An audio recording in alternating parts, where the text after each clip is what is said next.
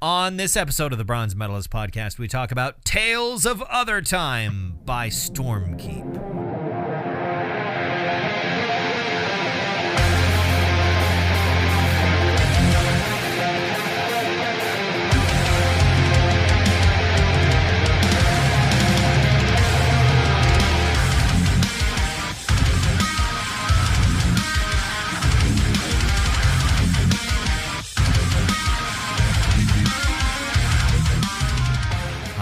Welcome to another episode of the Bronze Metalist podcast. I'm Kale. I'm OJ. We're two professional broadcasters. We like metal. We like to talk about it. And every January, we like to take some time to talk about black metal. Right. Because it's the coldest, darkest month of the year. It is, and it's going to be like fucking 30 below tomorrow. It's going to be so fucking cold for the next, 4 days. Right. Until like Sunday afternoon. So you know what I had to do today?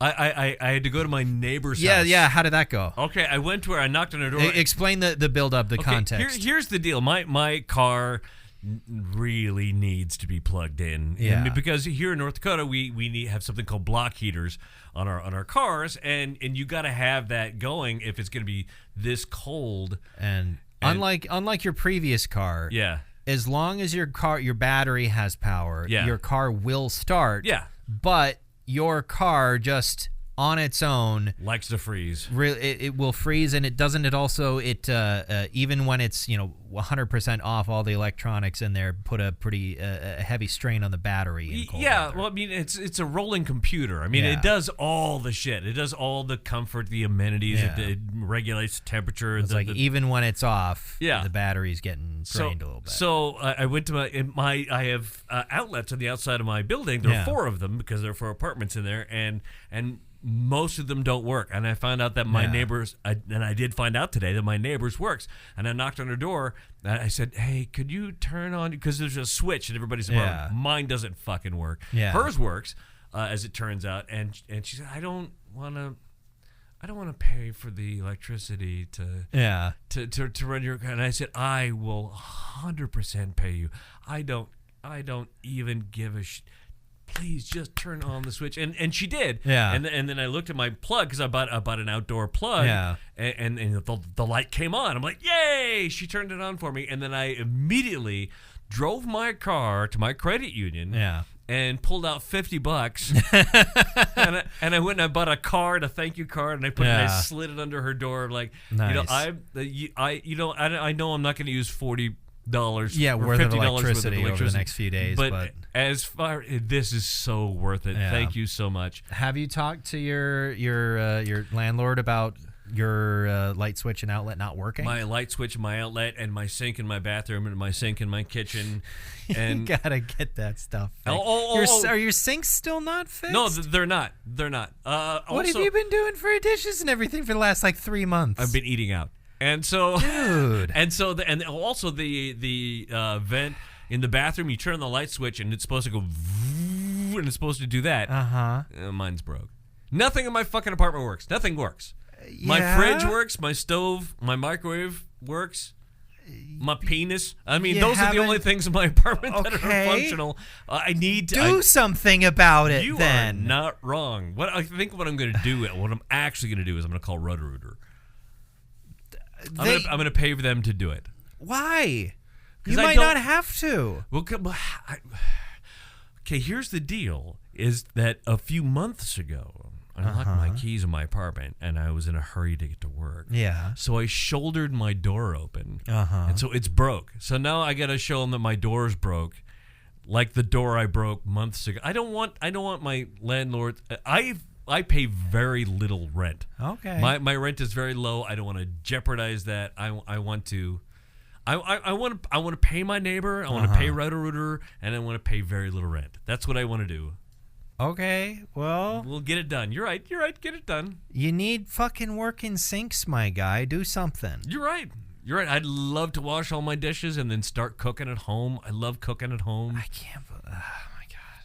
Every day is a new experience, and I can't believe you've allowed this to go on this long. I'm going to be 52 years old in in like 9 days. Uh-huh. Yeah. Well, anyway, I should start behaving like an adult? Is that what you're saying? In this capacity, there's different ways to be an adult.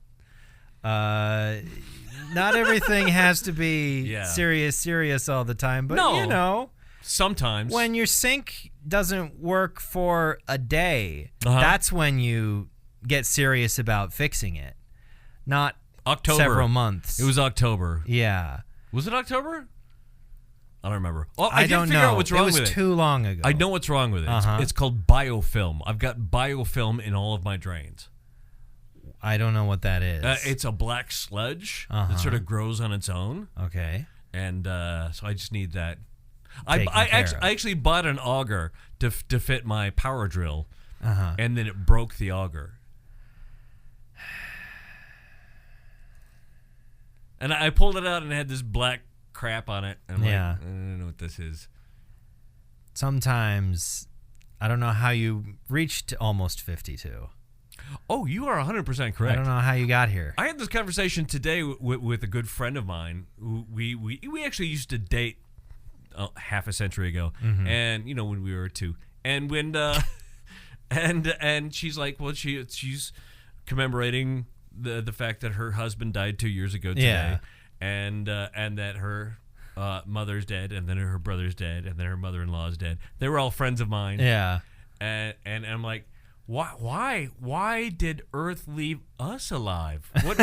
What's cool about us that we're still kicking? You're feeling like Kyle Kinane in that one joke, my name is Kyle and I'm 42 years old. I'm living on borrowed time, man. I wasn't supposed to get here. Yeah. I'm Kyle's like those multicolored Patagonia sweaters that are on Mount Rush or Mount. Well, I think what he said was I was supposed to die at the bottom of Half Dome. Or something bottom of Half Dome. Right, exactly. When a Kyle dies, Red Bull sends flowers to the funeral. Yeah. I'm an Owen.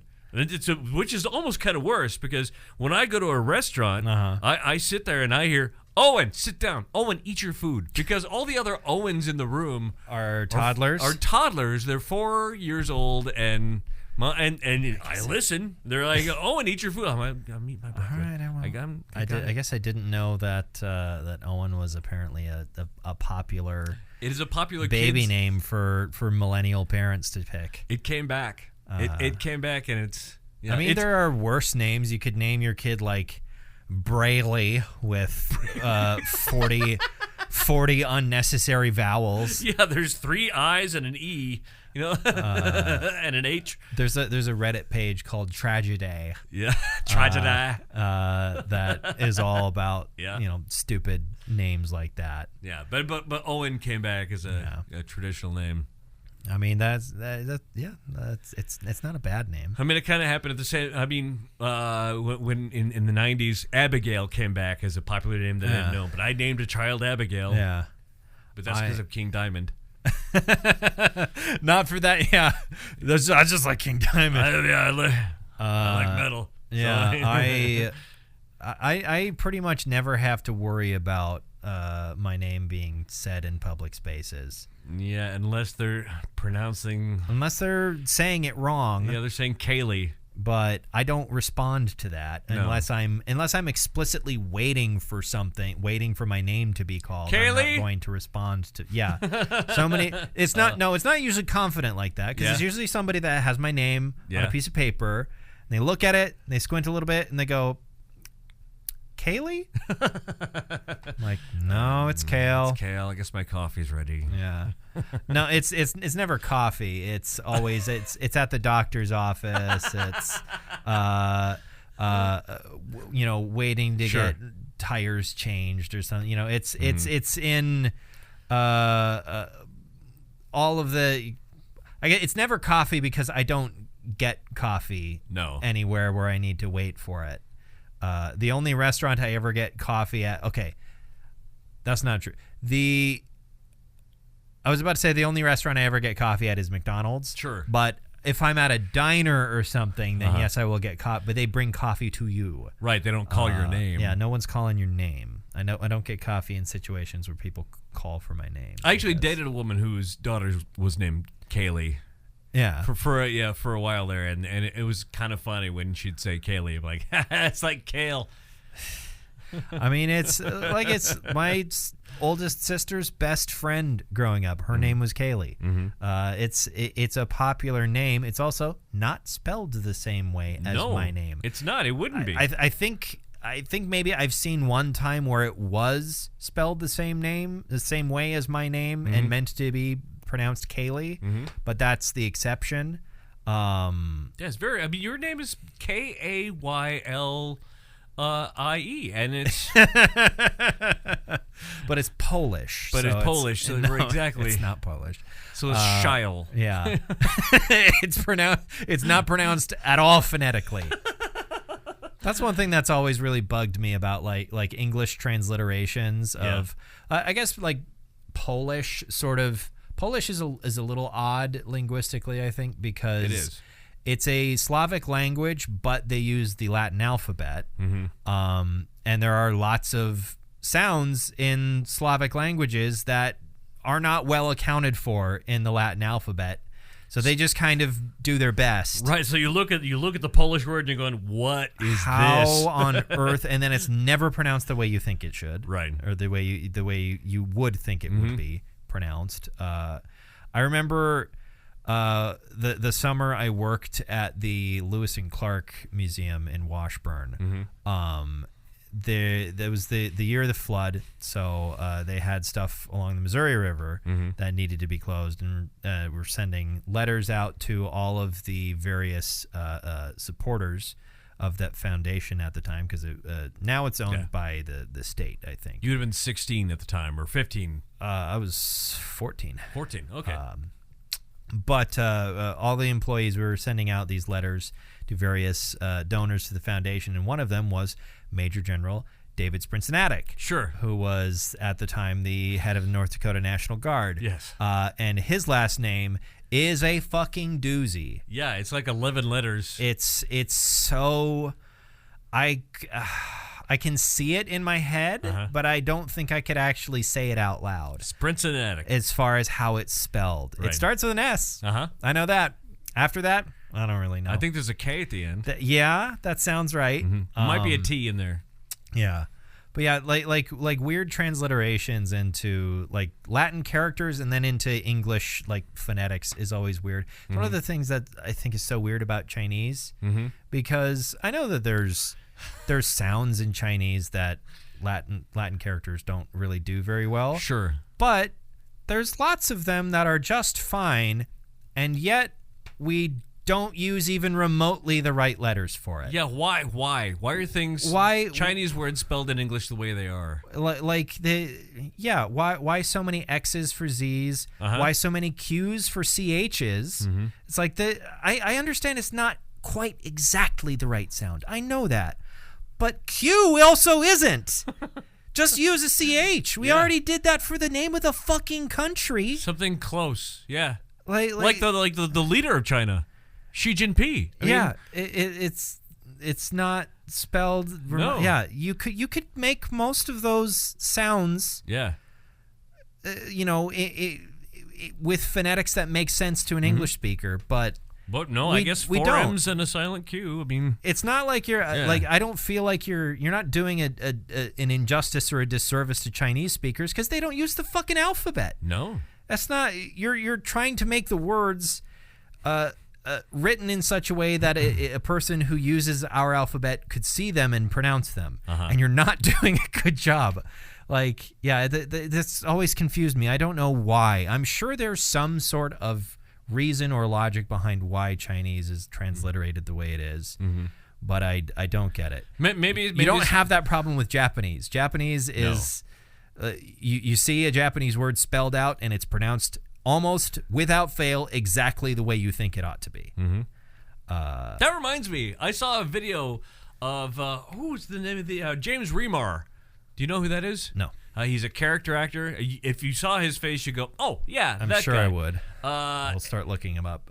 Anyway, he was on a red carpet event, and he was being interviewed by the showbiz people. Like they come over from Japan to interview people on the red carpet, and the woman who was interviewing him was having a hard time with her English at the moment, and he quickly, without seamlessly. Just switched into switched to Japanese. Just fluent Japanese. I'm not entirely certain I recognize him.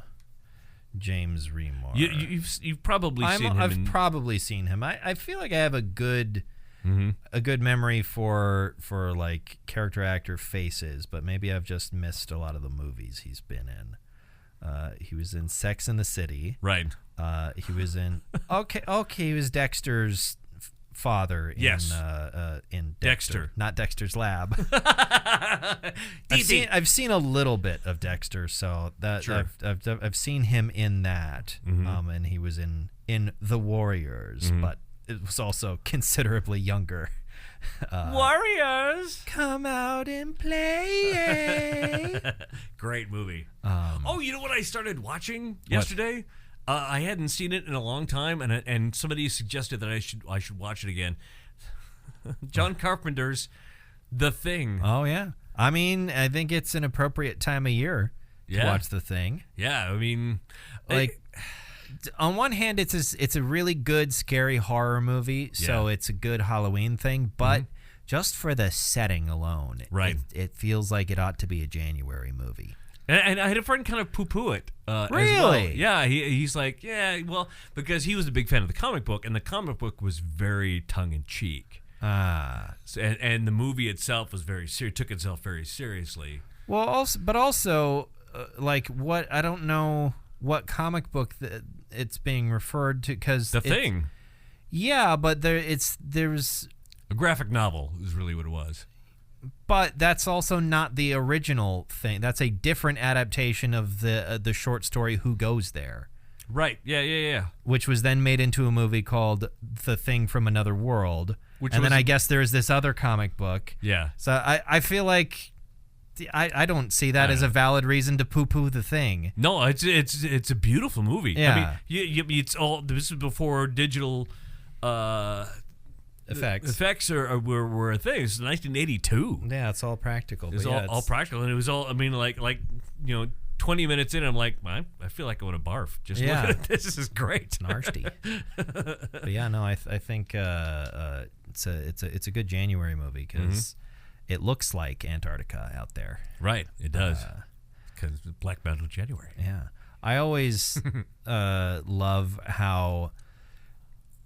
Instead of like Kurt Russell has a lot of good like action movie one-liners throughout his career. Oh yeah. But something about The Thing where at the end when they're trying to blow the base up and it like confronts him and comes up out of the floor and he lights the dynamite and all that it feels really in character that all McCready can think to say is, yeah, fuck you too. He throws the dynamite at it and runs. Yeah. Like, I do feel like a lot of Kurt Russell like action one-liners are a little sort of understated like that. Right. Where it's like Escape from New York. Where like cause Snake just could not give a fuck. Like he just the whole time he just doesn't fucking care. He doesn't want to be there. They forced him to do this. He's not invested in it. And he's just, like Snake Plissken's whole character, I feel like is just summed up by like he's it's like modern day fucking Clint Eastwood. Oh, sure. Which I mean, the Snake Plissken character might as well be a Clint Eastwood character, just 20 years out of date from a Clint Eastwood movie. And of course, the kid with one red shoe, which you've never seen. No. He was he was a kid in that movie. Okay. Yeah. All right. You know the story about him. I don't know what show it was. It was.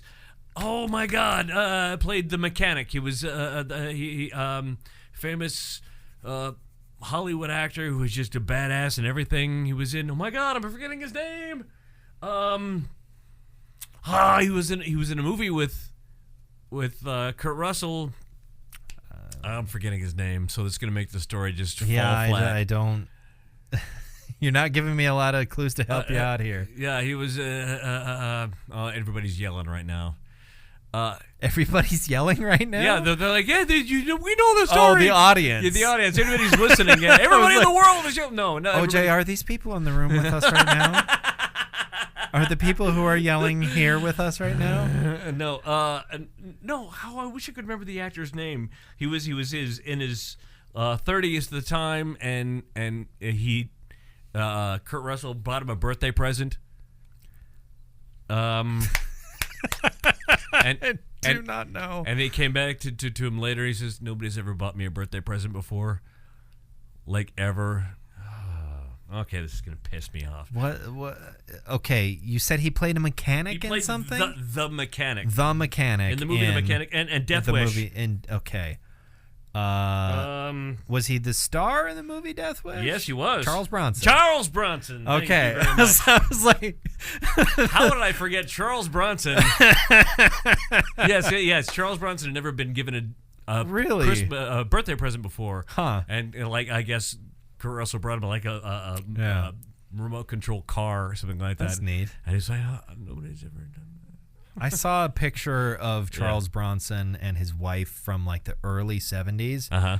I didn't know Charles Bronson was fucking jacked as all shit. Yeah, he was. I only see him as like his character from the Death Wish movies, which were all when he was older, you know. Yeah. Like the main thing that pops into my head is the Red Letter Media episode about like Death Wish 3. Sure. Where he was like already in his 60s or something like that. Still, you wouldn't want to fuck with the guy. You wouldn't want to fuck with him, but also he's like, they're not showing off his body or anything like that. We're past that. It was, New York, kind of coldish. He's wearing a jacket or something like that. Sure. But I saw a picture of like him and his wife at the beach or something. It's like, holy shit! Yeah. Charles Bronson was fucking huge. Right. He was a huge jacked man. A huge jacked man. His wife was smoking hot too. Yeah. And it's so sad she had to die for him to be motivated for all those revenge movies. Those were real, right? Right. That's really what happened. That's actually what happened. In real life, IRL. That's what happened. Yeah. I got for whatever reason. Oh, I know why. I have a. Are we doing this now? Doing what? Are we doing the brain thing? The brain thing? Yeah. We are doing the brain thing. Okay. I was thinking about the movie The Grey earlier today. Okay. I was reminded the dead wife thing reminded me of that because I feel like that movie got so much undeserved shit. Yeah, not from critics. A lot of critics really liked it because they probably understood what the movie was supposed to be about, or at least figured out that the advertising was a little misleading when they started the movie. Because a lot of people thought it was going to be an action survival movie about fighting wolves. It's like, no, this is an extremely bleak metaphor for a man on the brink of suicide trying to find the will to live again. Right. Which was in real life what he was going through. Yeah, that's not far off from where Liam Neeson was at that point. Died in a skiing accident. Yeah, in a horrible... Yeah, I was thinking about that, and I was like, God, it's incredibly, most of the way is incredibly depressing. You can choose to see the ending of like, yeah, he's, in a literal sense, the character is probably dead. But in a metaphorical sense, the end of the movie does represent that he is not willing to give up. Right. And that he is, like, if he truly wanted to die, he would just lay down and let the wolves kill him. But instead, he's taping a fucking knife to his hand. Like, he's taking his knife, he's taping, holding it, taping his hand closed. He's fucking making a series of brass knuckles out of broken, like, little liquor bottles. Right. He's fucking fighting. And that does feel a little... inspiring. He didn't give up. Yeah, he didn't give up. It doesn't matter if he succeeds. What matters that he decided at the end, after almost blowing his own head off at the beginning of the movie, by the end he's decided, fuck it. I'm going to live, or I'm at least going to fucking try. You know what would be fun? A fun movie festival would be The Grey and The Revenant. Back to back. I guess The Revenant is also incredibly bleak, but it's a different kind of movie. It's a different kind of movie. That's what my grandmother and I watched the Mel Gibson movie where he's Scottish. Braveheart? Braveheart. We watched the Mel Gibson movie where he's Scottish. Yeah. Yes, that's the most. I mean, it's true, but I feel like there's other ways you could describe Braveheart. But. Right. That we watched that and Rob Roy. We watched those back to back. Yeah. And that's Scottish Rebellion. Scottish Rebellion. 20 hours of Scottish Rebellion movie. Yeah. And I think my grandmother was very pious, very calm, very sweet, and I think I remember which movie. I think it was at the end of Rob Roy. She's, "Way to die, you son of a bitch!" I'm like, this was a good time with Grandma. She was ready to kill some Englishmen. She was ready to kill some Englishmen by the end. Yeah. At some point, I want to get around to watching The Outlaw King. With Chris Pine playing Robert the Bruce. Yes. Because I heard a lot of good things about that movie as far as like the general historical accuracy of it and the costuming and everything. Because that's one thing. I mean, Braveheart gets so much terribly wrong. There's a car in it. I mean, that wasn't on purpose. Yeah, I know that wasn't on purpose, but it still got it wrong. But yeah, like the costumes as far as like, depicting how Scotsmen dressed at the time. Right. Horribly ahistorical. I know, the spandex. But like the kilts, for example. Kilts were not popular in Scotland until I think the 1600s. Right, this would have been way before that. Yeah, this was the 1200s. No one's wearing like there's hardly anyone wearing any armor whatsoever.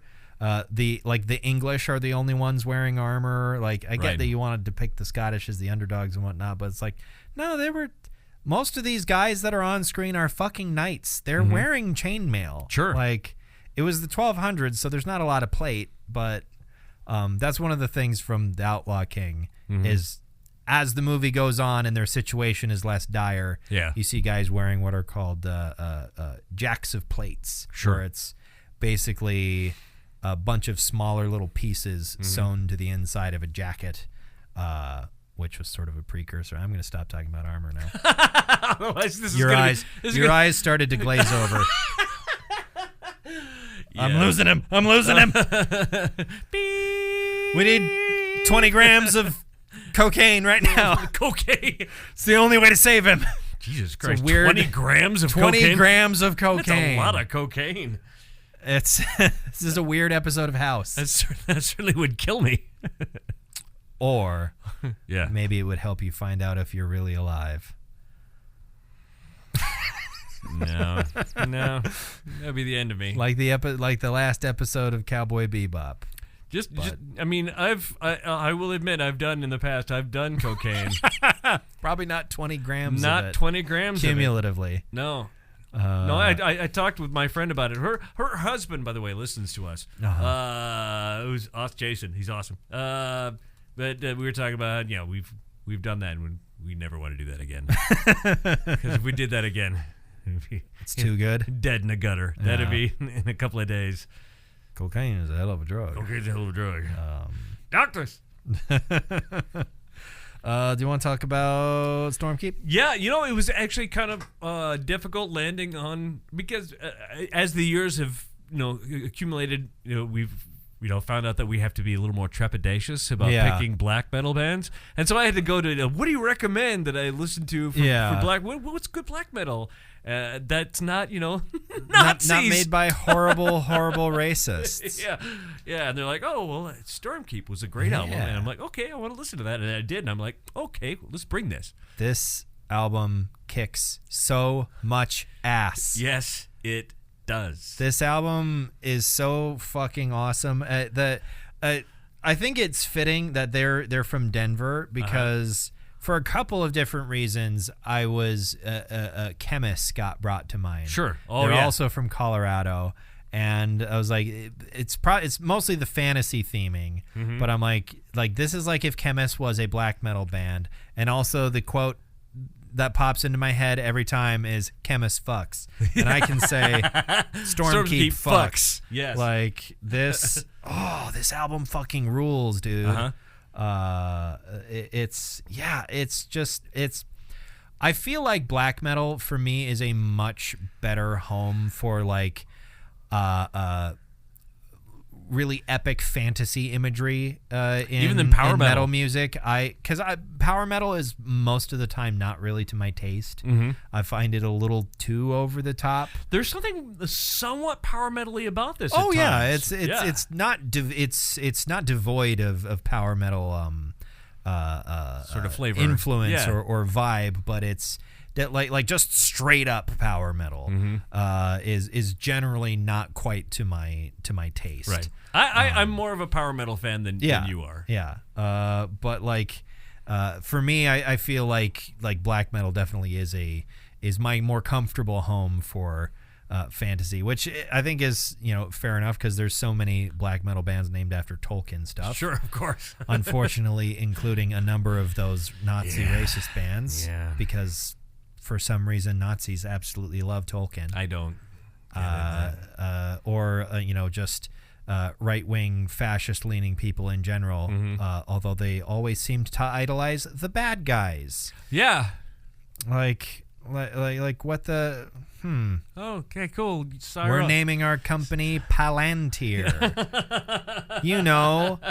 The evil black orb that corrupts people's brains when they use it because Sauron looks at them from the other side and fucks with their heads. I saw a video about that, by the way. Yeah. So it was a long thing saying, if.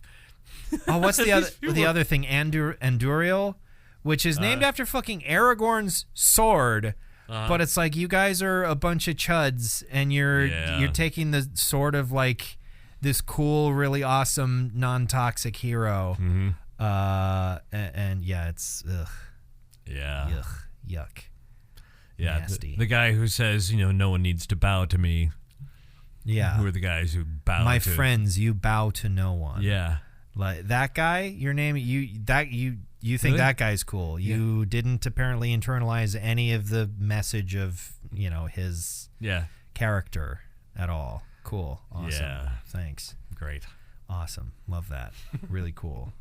Very cool. Stormkeep's pretty cool. Stormkeep is great. So Stormkeep consists of Isaac Falk. They all have fun stage names. Yeah. But you're gonna go by their regular names. Yeah, at least ones where that's available. So Isaac Falk, it does vocalist, vocals, guitar, and keys occasionally on this. He is the drummer for Blood Incantation. Right. Which I did not know. He originally also did play drums in Stormkeep as well, but I think that was maybe a little too many hats to wear. They have had a couple different drummers. Their current drummer is the drummer for Necrot, which we talked about a couple of weeks ago. Yeah. Shane McCarthy plays bass. Jamie Hansen also plays guitar. The guy who plays keyboard is only known by his stage name, Lord Darthar, I think. Yeah. Or Dathar. Lord Dathar on keys. And the drummer at the time of this recording was Count Victor Wormsblood, which is great. Because this is from last year. No, this is from 2021. Is this 2021? Yeah. Oh, okay. This is from 2021. I see it right here. Well, there it is. Tales of Othertime. I'm a computer scribe. So Count Victor Wormsblood, at the time, but now it's Chad Gailey, who's as I mentioned the drummer for Necrot. But yeah, this came out in 2021. This is their second full-length album, I believe. They've had an EP come out since this in 2023. Had 4 songs on it? I'm not sure. I feel like I didn't give it a listen, but I'm probably going to. Yeah, does this album slap? Yeah, it slaps. It slaps hard. Oh. Yeah, and you know what I love about it is it does that thing that black metal does well when it does it well. Is that it is a beautiful sort of acoustic sort of. I feel like we could be in the mountains listening to someone play, and then suddenly it punches you in the balls. Yeah. Well, and it's like another thing that I think black metal does really well is. Walls of sound. Yes. Especially when the production is nice and tight and the recording quality is not absolute dog shit, which for some black metal bands is the goal. Right. To have it sound like fucking hot dog water, but that's not the case with this. Yeah, there's no chocolate starfish here. This is very well produced. Yes. And yeah, I feel like that style when black metal is well produced and well recorded, it can because of the way the songwriting works, it can just produce these really really enveloping walls of sound. Right. It's like an orchestra. Just it feels like someone making the sound of a blizzard with a guitar.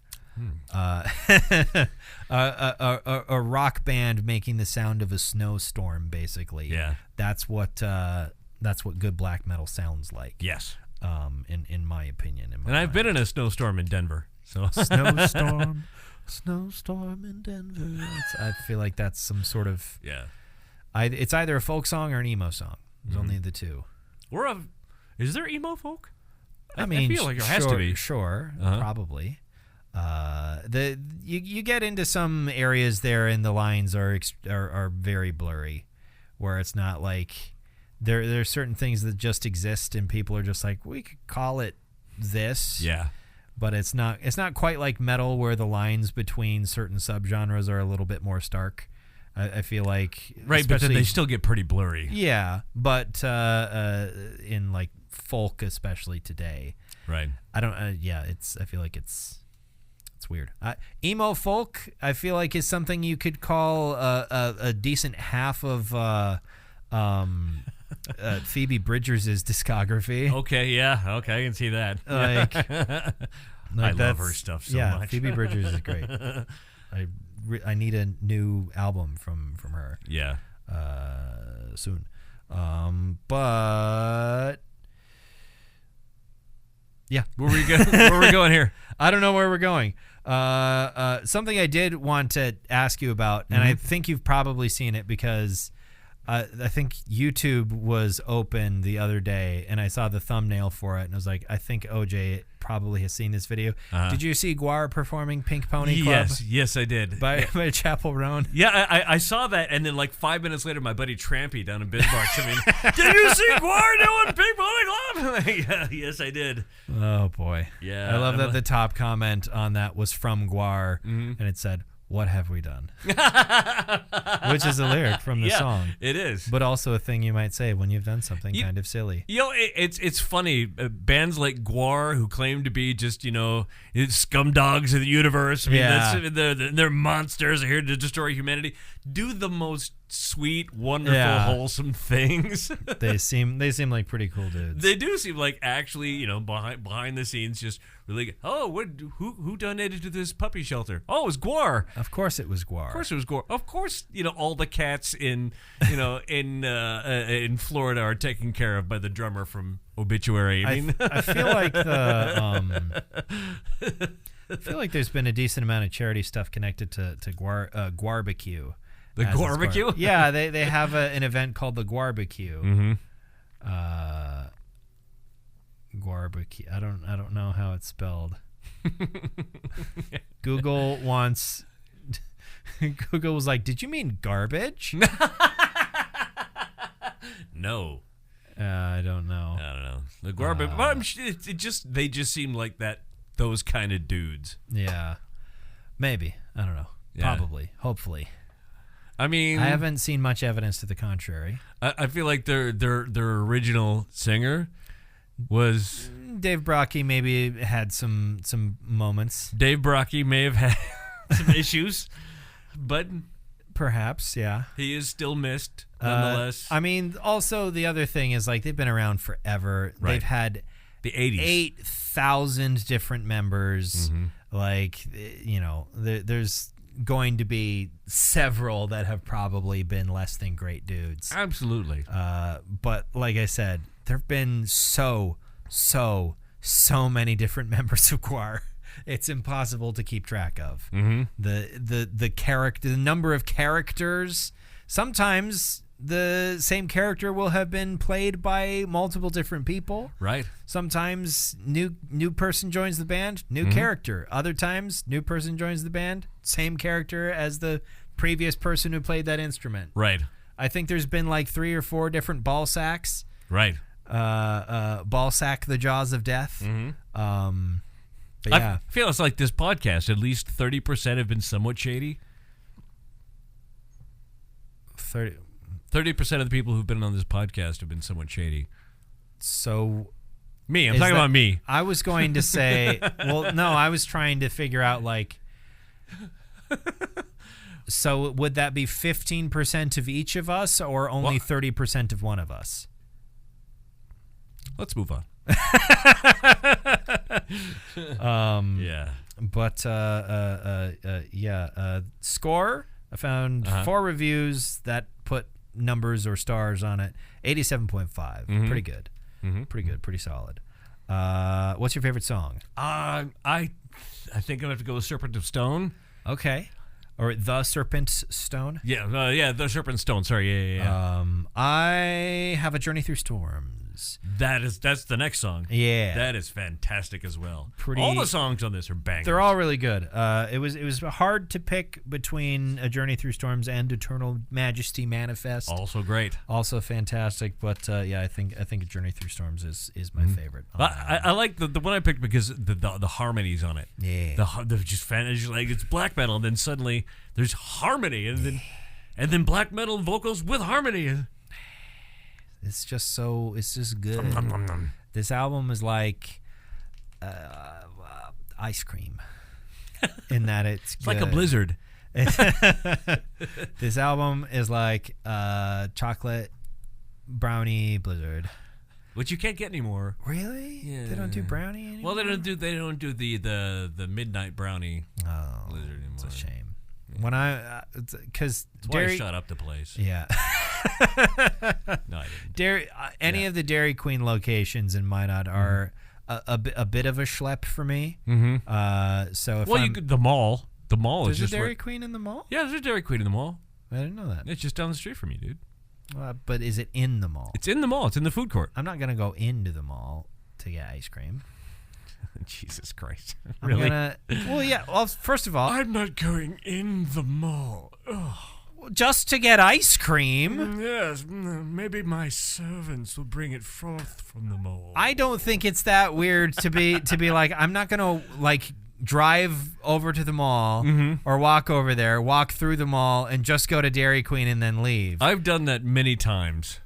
I do that I go to Burger King. I feel like from work or from your home? From work. That makes more sense. Again, I didn't know it was there, but also I would also just rather go to Culver's. Okay, well, no, yeah. That's where I was going with that before you attacked my unwillingness to enter the mall. Okay. Your soft underbelly is fine. It's you win. Culver's actually, or Culver's. I go to Culver's because also the burgers. I mean, you can get burgers and stuff at Dairy Queen, but and also there's the other direction. You got your the hells that play with the smash burgers and they have the concretes there as well. What the fuck is the name of that place? Charles Bronson. With the no, I mean, what is it? They play up closer to the hospital. Where the you can park and then they bring Sonic. Thank you. I guess I don't think I know they have smash burgers now, but yeah, those are new. I don't think of Sonic as the Smash Burgers place. Pretty good. Yeah. I recommend. I don't know. I think I had their Smash Burger once, and I was like, this is a little too messy for me. It is kind of messy. It was It's very sloppy. pickly. There's a lot of pickle on there. Like, I like pickles on a burger. Some people really don't like pickles on their burgers. I like pickles on a burger, but I don't want too many pickles. All right. I don't want too many pickles. They had a pickle shake for a while there as well. What? Yeah. Yeah, I got it, and it was like... What, a pickle shake? Yeah, it had pickle bits and dill in it, and... And ice cream. What kind of ice cream? Vanilla. I didn't... Yeah, it was okay. I'm making a face right now. It was okay, and then it was a pickle burger. I'm like, I'm going to try the pickle burger, which had like a pile of pickles on it, and it was special. It was like $18. I mean, at the end of the day, everything it's at like, Sonic is come like on. $18. It was silly. It's that's just fast food now. Yeah, it is. Everything's that expensive. I got to get my sinks fixed. Get your sinks fixed. Cook at home. So you like cooking. I love cooking. You I love actually to cook. like cooking. Yeah, I like to make my own smash burgers. I like to make muffins. Please get your sinks fixed. I will. I at this point, I don't care how you do it. Go ahead and call Roto-Rooter. I will. Please do it. Thanks, Gail. All right, you're welcome. What metal do you bestow upon Gold. Let me get it out. Okay. What metal do you bestow upon this album, like Maz Kanata to Chewbacca? Gold. Gold, yes. It's gold. Gold, 100%. It is gold, like the treasure that can be claimed from the Stormkeep. Gold. Yep. All right. Next week, Okay. what I want to talk about for our last episode of Black Metal January, Yes. I want to talk about The Light That Dwells in Rotten Wood by Falls of Rauros. Oh, I love Falls of Rauros. I know. They're good. I was like, what haven't we? What's a band I like that we haven't talked about in a while? I played their record the other day. You have it on vinyl. Yeah, I played not this record. I don't have on. Oh, you don't have this one on vinyl? No, this is I think they're like one of their first albums. Gotcha. I don't have this. The only one of their albums I have on vinyl is Patterns of Mythology. Well, guess whose birthdays comes up? But yeah, so I want to talk about that. Okay. Because I think it's still probably their most popular album. It's I think the first one of theirs that got them a decent amount of attention. Their breakout. A bunch of songs from this album are still on like the top of their Spotify page. Yes. So I think it's worth talking about. It's from 2011, and we will. It was a crazy year. Was a crazy wild year. I lived in a driveway for most of the year. I lived in a hotel. I lived in a camper for the whole summer. Yeah. And I was 14. I had a newborn son, my smallest child, who was in Canada. I couldn't hold my child. They were in Canada. They were in Canada. Oh, Canada. My home and native land. I think I just pooped a little. Why? Did I make the brown note? You did kind of a little bit. I sang the brown note? You sang the brown note. Okay.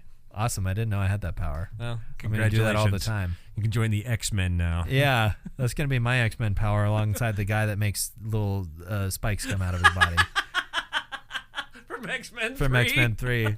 I don't know what that character's name is. All I know is that his power is he makes his body all spiny. He can be spiky a little. He's like a blowfish. Yeah. Except he didn't get all inflated. It's just the spikes come out.